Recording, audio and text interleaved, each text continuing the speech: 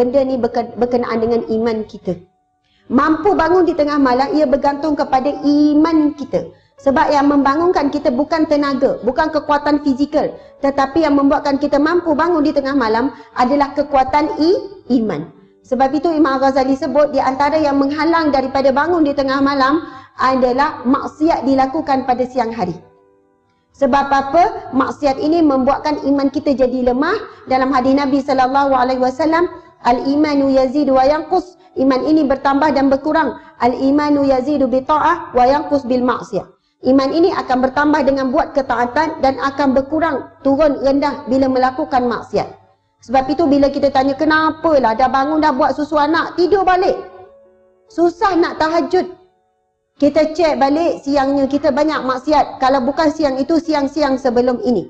Subhanallah, antara ulama wali Allah orang yang alim namanya Fudail. Fudail berkata, dia sangat suka antara bisikan ataupun kata-kata hikmah yang dia sebut, aku sangat bahagia bila bertemu dengan waktu malam. Kegembiraan dia bila waktu malam dia sangat seronok. Sangatlah hatiku bahagia bila tiba waktu malam kerana aku tidak sabar menanti-nanti waktu aku berduaan dengan Allah. Dan sangatlah hatiku duka cita apabila datangnya matahari kerana waktu aku bersunyian dengan Allah akan berakhir. Kita kalau nampak malam, kita nampak apa? Tidur. Malam kita nampak apa? Rehat. Tak sabar nak malam.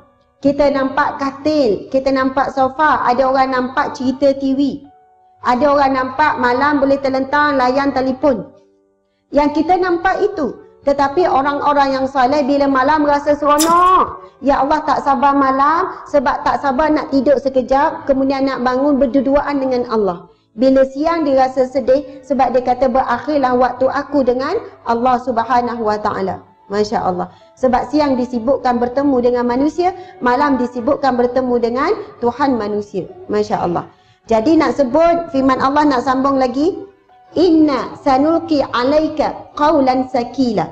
Sesungguhnya kami akan menurunkan kepadamu qawlan sakila, kata-kata yang berat, iaitu wahyu Allah Subhanahu Wa Taala.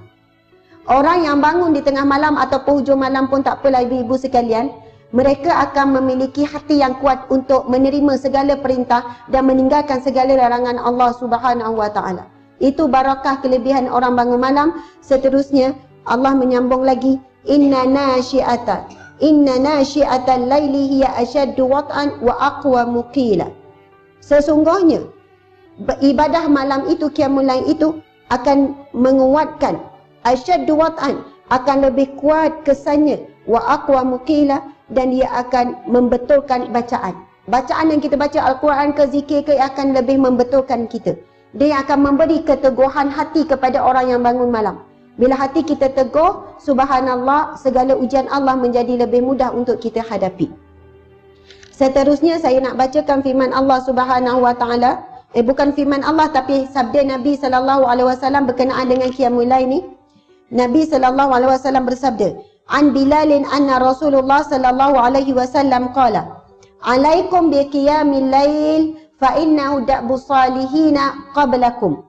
Wa inna qiyamal laili qurbatun ilallah wa manhatun 'anil ismi wa takfirun lisayyi'at wa madradatun lidda'i 'anil jasad. Rawahu Tirmizi, hadis yang sahih.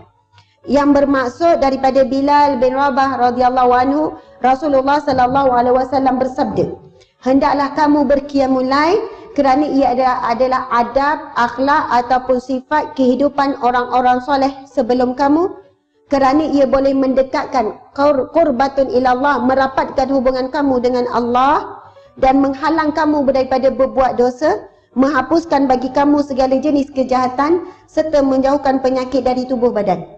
Ada 4 hikmah kepada orang yang selalu bertahajud ataupun bangun malam. Yang pertama, ia akan dekatkan hubungan kita dengan Allah. Ada orang tanya, Ustazah, saya ni kalau nak bangun solat malam memang berat sangat. Saya nak sentuh air itu macam susah berat. Jadi apa yang saya boleh buat? Saya bangun tengah malam, saya nak buat apa? Ataupun bangun hujung malam nak buat apa? Dalam satu firman Allah Subhanahu Wa Taala, Allah berfirman, auzubillahi minasyaitanir rajim, wa bil asharihum yastaghfirun. Pada waktu sahur. Sahur ni pukul berapa? Hujung-hujung dah. Sahur ni, kalau kita rujuk sahur ni, dia 10 minit sebelum waktu subuh. Itulah waktu afdal kita sahur kan, lebih kurang 10 minit. Jadi hujung-hujung subuh, dah dekat subuh, setengah jam lah sebelum subuh. Wabil asharihum yastaghfirun. Mereka pada waktu sahur ini, mereka beristighfar kepada Allah Subhanahu Wa Taala. Jadi boleh juga kita nak menghidupkan malam dengan memperbanyakkan istighfar. Kita bangun menyandar istighfar saja. Astaghfirullah, astaghfirullah, astaghfirullah. Ada soalan tak ni? Ada yang nak pas soalan tak? Tak ada ya? Ada. Subhanallah, paskan soalan. Ibu-ibu sekalian, bila kita sahur, masya-Allah, bila kita sahur, bila kita istighfar, istighfar ni kita nampak umpama kita mohon ampun dengan Allah Subhanahu Wa Taala. Tetapi istighfar ini ia akan pergi kepada, kita rujuk satu hadis Nabi sallallahu alaihi wasallam, barang siapa yang memohon ampun, beristighfar, melazimi istighfar, akan diberikan 3 perkara. Yang pertama, diberi rezeki yang tak disangka-sangka. Yang kedua, diberikan kebahagiaan di setiap duka cita. Yang ketiga, akan diberikan apa? Akan diberikan jalan keluar di setiap kesulitan. Kita istighfar, astaghfirullah, astaghfirullah, astaghfirullah, astaghfirullah. Istighfar itu merupakan satu doa. Kita minta 3 perkara tu tanpa kita sedar, akan diberikan kepada orang yang melazimi istighfar. Setiap kesulitan ada jalan keluar, setiap kesedihan ada kegembiraan, dan setiap akan diberikan rezeki yang tidak disangka-sangka. Mudah-mudahan mungkin malam pertama istighfar dulu.